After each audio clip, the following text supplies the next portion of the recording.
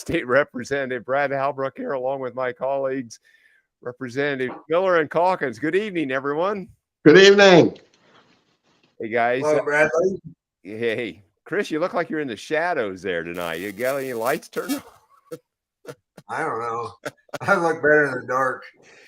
Well, of course, we're trying to portray here that this is the safer, smarter alternative to Sunday night, and you're kind of sitting there in the shadows. I'm a little concerned about that. But anyhow, nonetheless, it'll help us to continue our relentless pursuit into truth, logic, and common sense. And as always, bringing a new definition to the word mediocrity. So with that, Dan Caucus, what's going on in your neighborhood this week? Not too much. Waiting for the storm to roll in. I guess they had some pretty serious weather here south of us going through, but I don't think any tornadoes got born or spawned or whatever the heck they do. A lot of hail. I don't know if you saw hail, baseball sized hail. Had some pretty good hail down south. Kind of working around, getting some yard work done, getting some plants out. Joe's getting ready to go to Washington, D.C. tomorrow night. Well, she's actually going Tuesday. The Lincoln Series women are going out for a big conference, Confab. Okay. So not too much at all. Yeah. Well, that's good to hear. Now, Dan, when you say south of you, I'm south of you. Are you mean in between me and you, or further south yet? When you talk about further south yet, further south yet. Yeah. It was well, actually, it was south of Springfield, but it was going south and east. Okay, right. Yeah. Well, we had a little bit of stuff come through here a little bit ago before we started. Hopefully, the power stays on because I don't have an emergency automated backup generator. So, if we lose the stream, that's what's going on. We lost power. Yep. So, anyhow. You don't think your solar panel will pick up the slack? Solar panels won't pick up the slack. The wind generator won't pick up the slack. And I don't have the Tesla battery that I probably need to carry me through the non-peak times there. Yeah. So, Chairman of the Illinois Freedom Caucus, Chris Miller, happy 1-year anniversary to the Freedom Caucus, Chris. Hey, is that great? I always remember Cinco de Mayo was the day. Right. No, back on the storm deal, I was told that we had a storm last night, but I was kind of like, I can't think of was it Jonah that went to sleep in the bottom of the ship and they had to come and wake him up? They told me that we had a storm, but I was unaware that we actually had one. Yeah. They got good rain. We went up to Clinton this morning for breakfast at the DeWitt County Sportsman's Club. And a lot of water in the fields. There was a lot of standing water in the fields this morning. Mm-hmm.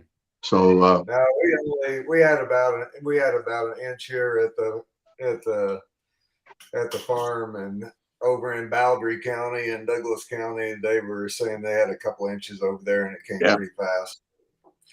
But now back on. Sorry, I deviated from our 1-year anniversary of the Caucus. That was quite a deal to go up to the Trump Hotel and have that big announcement and have the media begin to harass us, which we all know that you don't get shot at unless you're over the target. So apparently we had some things to say and continue, but it's great to have a team to play on, and it's great to have conservative freedom fighters to join the battle against the tyranny of the radical left and some of our squishy colleagues on our side of the aisle.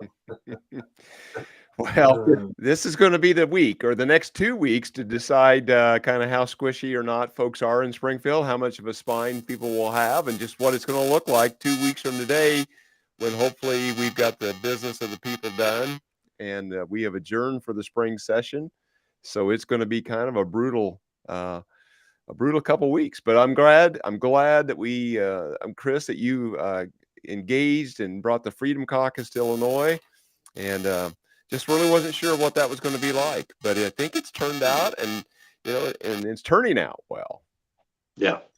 Oh, I think that it's it takes a while anytime you start something new to kind of get the kinks worked out of it, but we aren't quite a finely tuned machine yet, but I think we're going in the right direction, and things continue to get better day by day, week by week. And it's just nice to have Colin Mosley to be our executive director, to try to keep us online and on track, and be umbilicaled with the Freedom Caucus in DC, and getting good counsel and good advice, and it all just works together.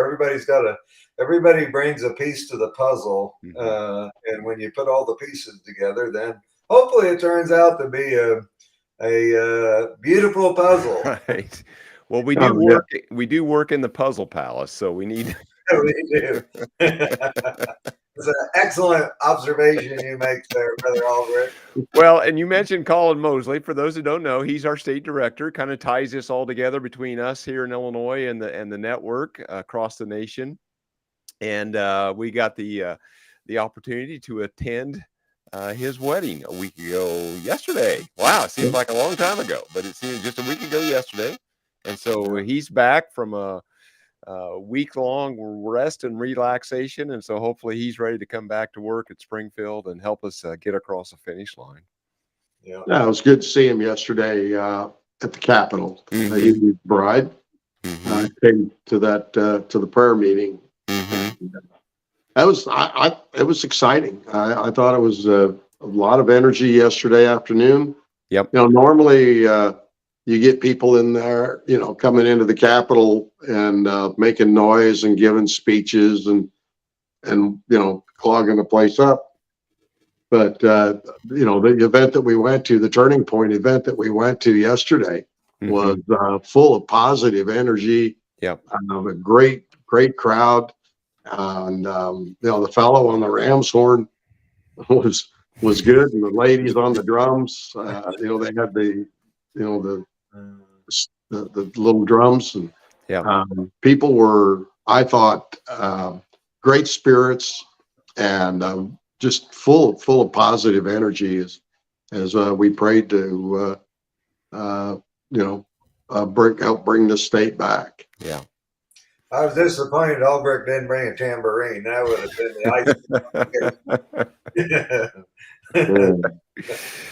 icing. That's probably next weekend, Chris. That's probably next weekend. So so Sean Foyt from Bethel fame, traveling the nation, doing a Kingdom to the Capitol tour, I guess, trying to bring Christians in and put up a time of prayer and worship. And I think it's been mentioned throughout the scriptures about some of these times when they're bleak, you kind of put the musicians and the singers and the worshipers to the front of the line, and things start to change. And I think that's Sean's hope here.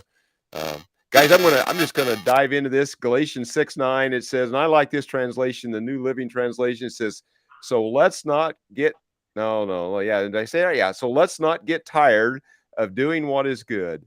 At just the right time, we will reap a harvest of blessing if we don't give up. Yeah. And another part of this, and I like this part too, it talks about let us not lose heart. And I think that's important, especially in Illinois, is to not give up, not lose heart, not lose hope. Yeah. No, I think that's an excellent point. You know, a lot of times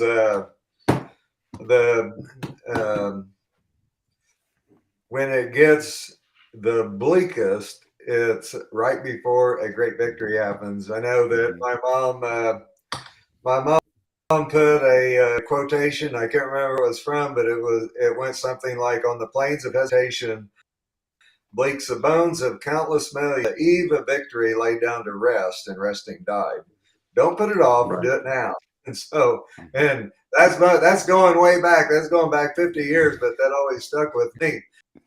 But basically, don't give up, you know, endeavor to persevere, keep on going, you know. Even, you know, when you think about George Washington, the father of our nation, or one of the founding fathers of our nation, he didn't win a lot of battles, but he won in the end because he didn't give up. Right. And he was continually able to rally the troops to keep them engaged and keep them moving forward. And when somebody fell, they fell forward, not backwards. And so Yeah. You know, it talks about in the Proverbs how a good man falls 7 times, but he rises up again. So it's important just to keep fighting the battles, keep getting back up, and trying to keep moving the ball forward. Right, right.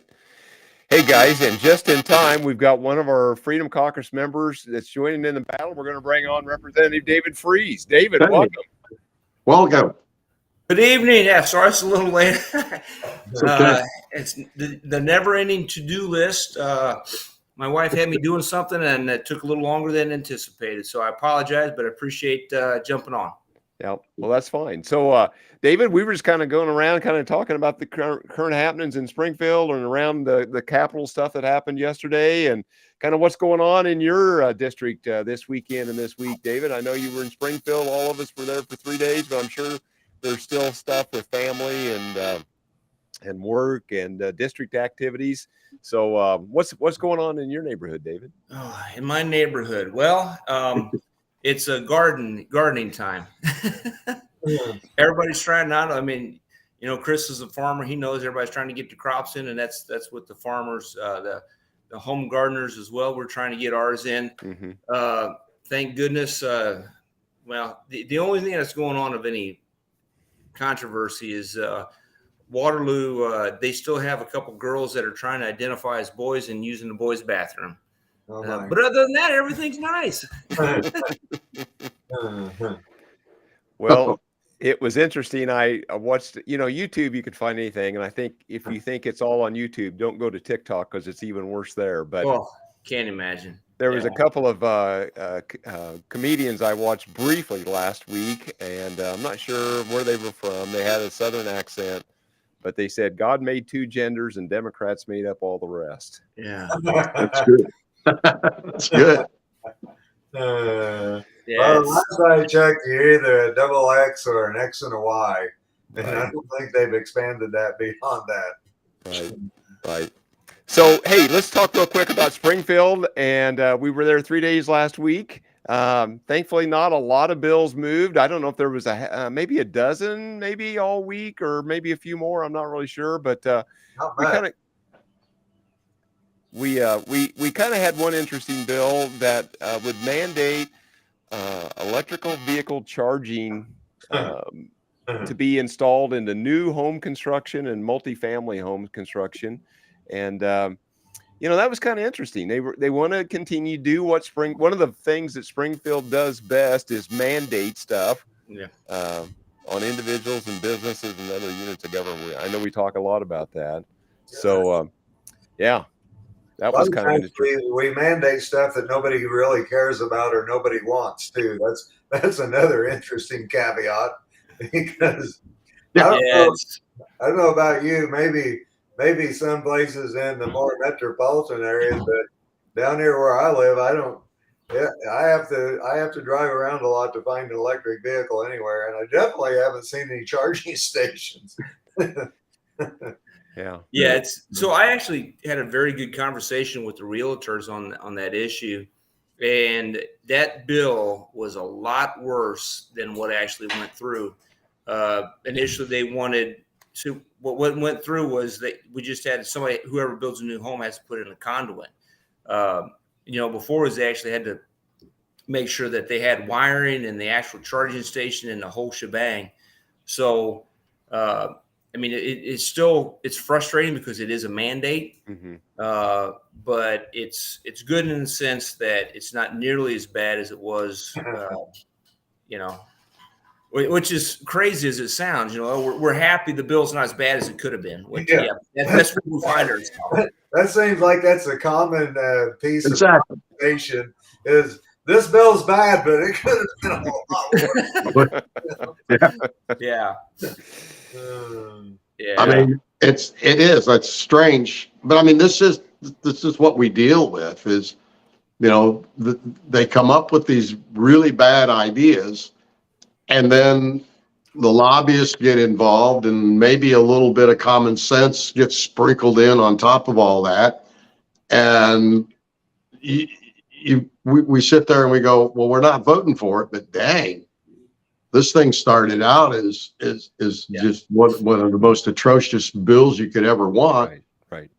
And you go, okay, so now you gotta, in this instance, so now you gotta, when you build a house, you gotta lay a pipe underground that somebody could fish wire through. Well, okay, I mean, Well, we all remember when the Inspector General resigned over the ethics bill that right? all the Republicans got up and railed against the bill, and then there was only 5 no votes. And I think Right. that 4 of them might be sitting here. I'm not sure. I don't know if David was here then or not. Yeah. Well, again, we haven't not seen one ethics bill. I'm thinking about putting something together. The governor talked about campaign finance reform when he was out at Harvard a couple of weeks ago, which is rather rich for somebody that's, financed, I don't know what, 300, 400 million dollars in the last 2 cycles. Want to talk about campaign finance reform, but and funnels money into the Republican primary. Right. On top of that. Shocking. Yeah. Well, and a waste. But I've been thinking about stuff, and maybe this is a good time to kick this around, and folks that are paying it, watching us tonight. I think one of the things that we ought to consider is that no entity can make a campaign contribution. The only campaign contributions can come from, citizens, lawful voters. Somebody that's a voter can make a donation. And I guess I wouldn't limit the amount of money they could give. I think we get into the First Amendment on that. If somebody wants to self-fund a campaign, or they want to, put money into their own campaign, I think we ought to limit.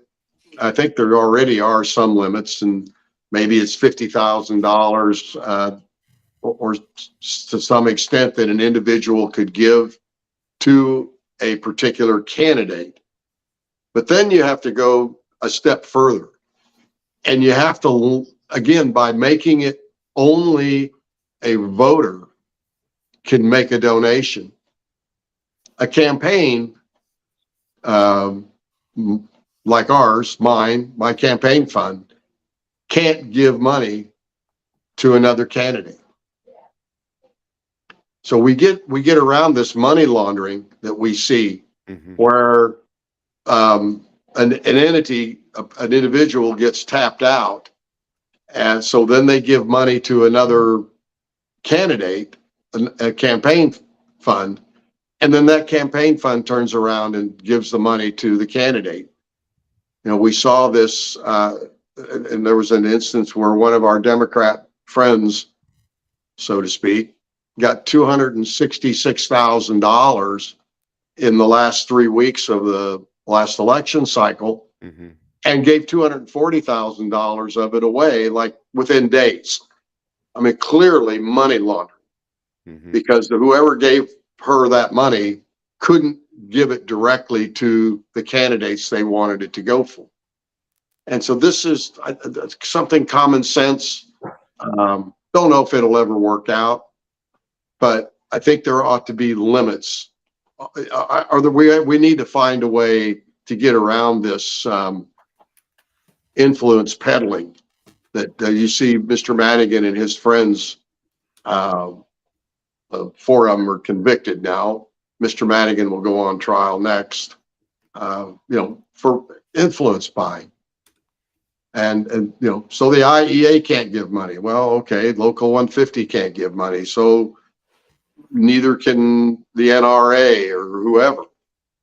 It's an individual. And if they want to tell their members, Farm Bureau wants to tell their members, hey, Brad Halbrook's a good guy. You ought to send him, some money.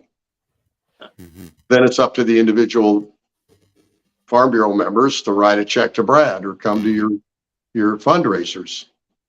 I don't know. Just something that was going around in my mind last week, looking at what we were going through here, because, we have, this state is, I think, governed by special interest money. Absolutely. And we can't get things done, or things get done because of it. And we just saw that with Commonwealth Edison. Mm-hmm. Yeah, Unfortunately, yeah, it's not just Illinois; it's every state, and it's the federal government as well. Not a First Amendment attorney by any stretch, but my understanding is that Supreme Court has ruled on this issue, and campaign contributions are considered free speech. You know, but I'm in agreement with you. We need to do something to tighten things up and limit the influence of special interests, without a doubt. well, we have good campaign finance law in that reporting from the reporting side. The problem I see is that there are no teeth. I don't know. I mean, they can fine after the fact, they can go in and fine a campaign, committee for violating the rules. But I think I think having to report, large donations, $1,000 or more in rapid, time makes it, I think that's good. I think we do a good job of that. Mm-hmm. But what we saw Pritzker do to get around it, he gave $500,000 from his campaign fund, and he gave $500,000 from his own money. I mean, that's clearly, at least the spirit of the law, a violation. And technically, there's nothing going to happen to him. But in reality, that completely skirts the purpose of campaign finance, the current laws that we have. Mm-hmm. Just something that bothered me last week. So, the disclosure is there in Illinois, so all that stuff has to be reported. But the way this money is moved around, is it about the limits? Is that the problem? Mm-hmm. Yeah. So what happens if you say, hey, disclose every nickel, but there's no limits? You just have to disclose every nickel, and maybe the closer you get that disclosure, the reporting to real time, like you say, anything over $1,000 has to be reported within 5 days, or if you're within a month of the election, it's got to be reported within 48 hours of it being deposited. But then we see also, guys, that people will go back after the election or whatever, and they will amend their disclosure statements for one reason or the other. Right. So that's kind of problematic. No. So it's just something I thought about. I mean, watching the verdict come down and reading about folks on a couple of folks on the Democrat side of the aisle, and how they had abused the system. Mm-hmm. And maybe as I said to one of our Democrat colleagues, I go, are you guys concerned that Ms. RICO charges, they might become looking after some of you? Yeah. Maybe. Maybe. I mean, if they want to follow through and follow the money, and who, where did this money go that went to Madigan, or the money that he was directing? I mean, it wasn't just internships, and it wasn't just the place on the board. I mean, there were hundreds of millions of dollars that have changed hands. And where did that money end up? And what did it buy?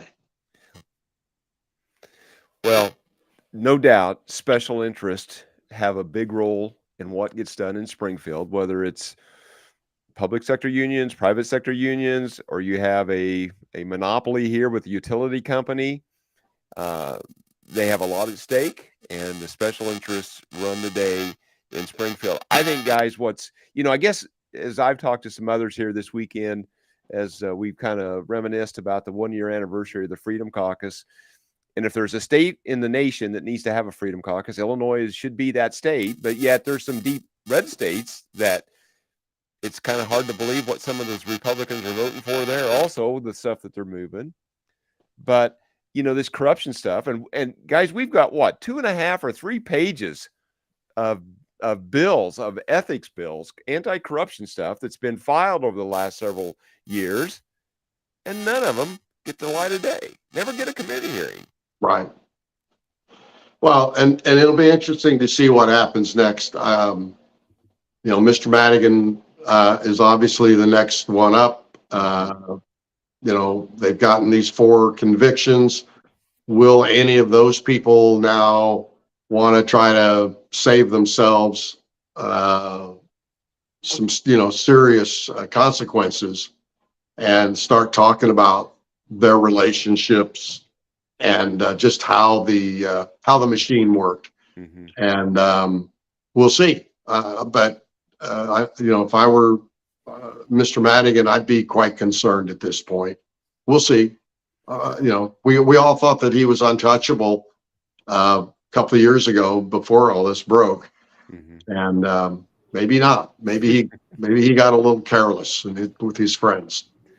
Well, I think it's really telling. I haven't read all the comments from some of the jurors, but this is what Center Square reported a few days ago from one juror.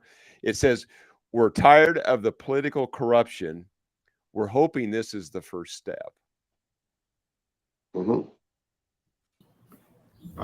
So do we. Couldn't agree more. Yeah. I mean, we talk about special interest groups, and we've had some conversations off the record here about the Invest in Kids Act. That is a program that the city of Chicago, at least parents in the city of Chicago, my understanding, absolutely love. It allows kids to go to a private school, whether you've got the public schools that are failing the kids, and now you've got special interests. Prior to last week, my understanding is the Black Caucus was 100% on board with that, and now they've got special interests. I don't know if it's the Chicago Teachers Union or who it is, but now they peeled some of the Black Caucus members off of that bill, and that's very unfortunate for those kids. They should have a choice to go to a better school, and it's Right. Well, I'm sorry. Go ahead, Dan.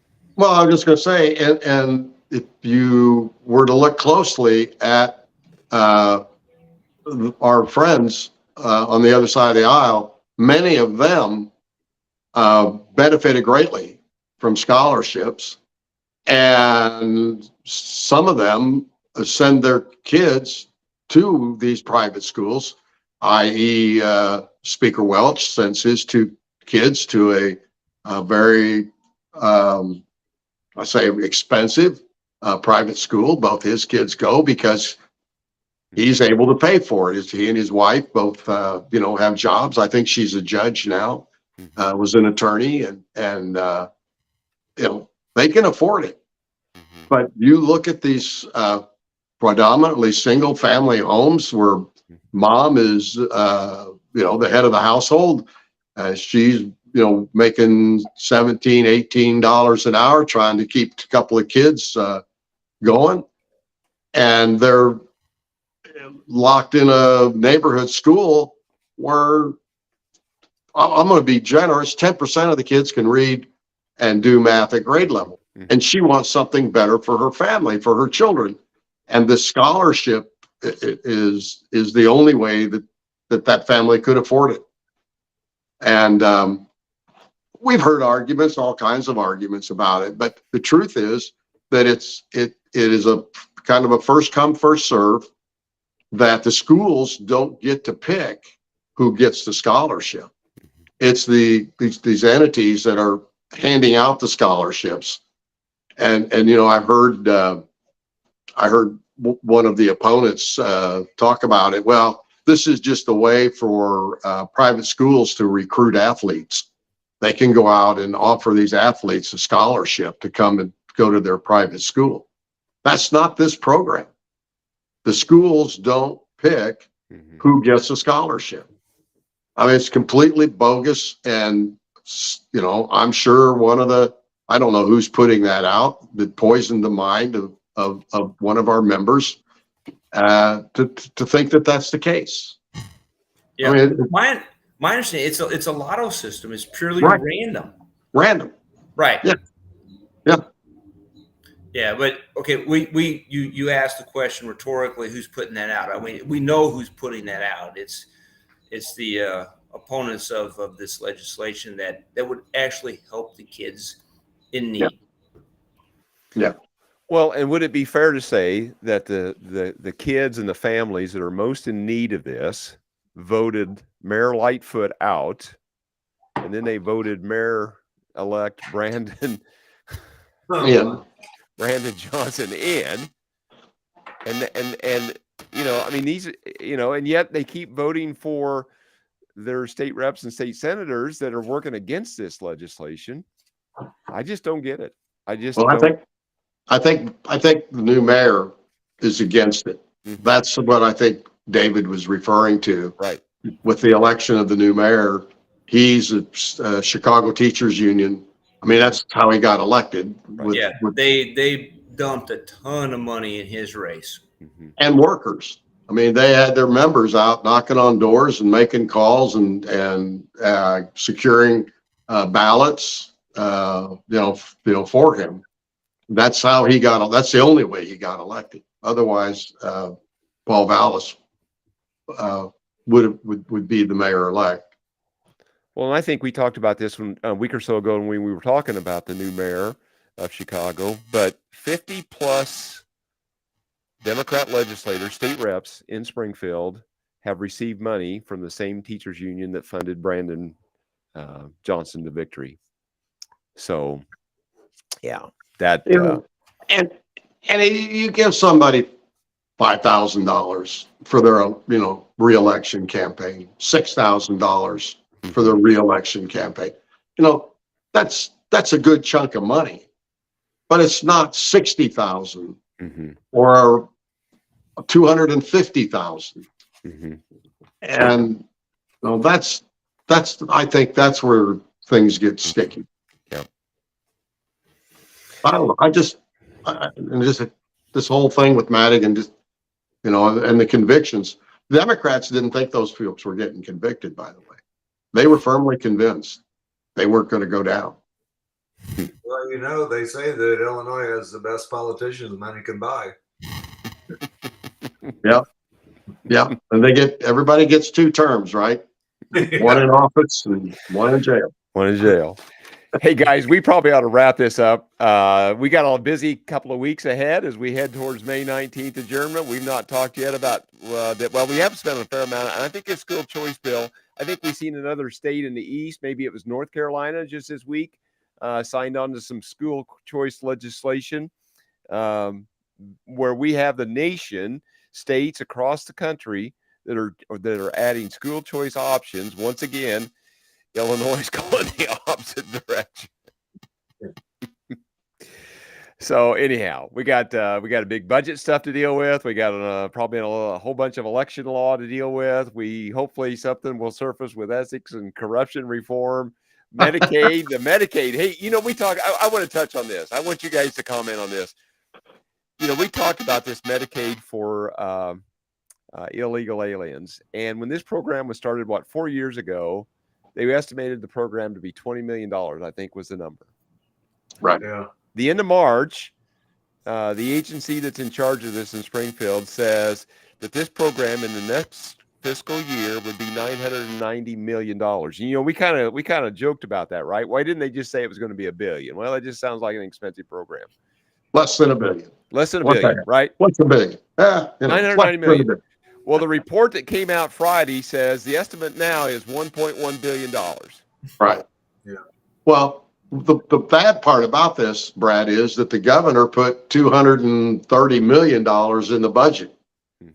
He said that his budget for FY24 to keep this program going was $230 million. Now, I don't know who told him that. I don't know who came up with that number, but those people ought to be run out of the state.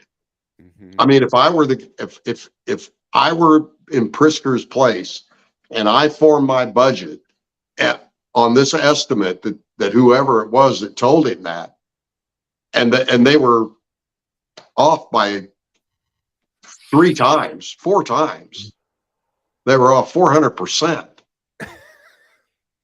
I'm thinking I'd throw them under the bus.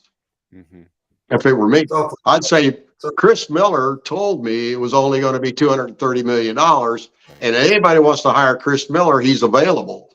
And he knows how to make change. Guys, I'm going to channel my best Senator Kennedy here. This program is growing faster than my hunger and appetite for Ted Drew's custard. Oh, yes. I mean, this is going crazy. Yeah. Listen, one of the really bad things about this is we have to take in conjunction with the price of this is the decreased revenue that is anticipated because of the recession. So it's a double whammy. It's killing us. Yeah. So those new numbers, almost $750 million. Yeah. Another I mean, if they're projecting it to be 1.1, it's going to be high. Yeah. Yeah, we know history tells us. Yeah. Well, hey guys, let's wrap this up, and we'll just kind of go around the robin here, around the room, and close it out. And Dan, as you're preparing your close, or I guess I'm sorry, Dan. Dave, let's go to David. But guys, as you guys are preparing their closing thoughts, I just want to just let everybody know we've got a busy 2 weeks. A lot of stuff's going to happen.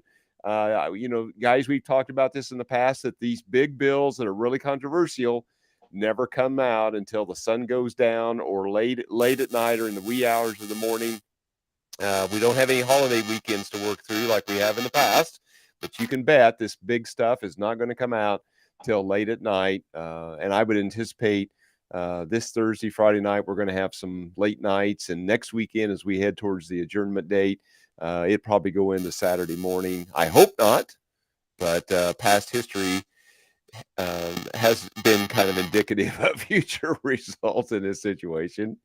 So with that, stay tuned. We may go live at any time with some updates and some things that we want you to know about. So Representative Freeze, close us out with a closing comment, and then we'll go to Dan and then to Chris, and then we'll sign off. Well, as Brad mentioned, stay tuned. We'll keep you posted on any craziness that happens in Springfield. Just remember that we are fighting for you and Southern Illinois values, and pray for us. Pray for the state, because we need it.